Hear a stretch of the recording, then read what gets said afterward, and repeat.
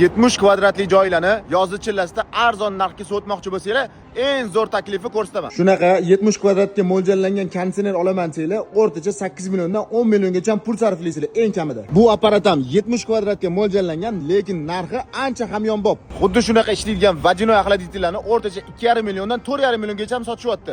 Taxmin qilib turinglar, men bu apparatning narxini nech pulgacha tushira olaman? Vodяной охладительlarni Xitoy, Hindiston, Eronga o'xshagan davlatlarga safarda bo'lgan odamlar juda ham yaxshi biladi.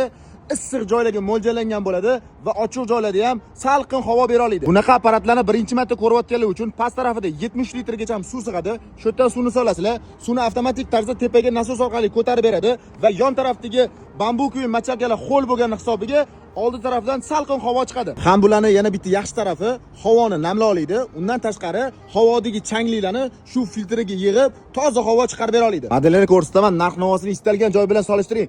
Arzon topolmasangiz shu videoni hamma yaqinlaringizga jo'natib qo'ying. 3 xil skorost ishla oladi.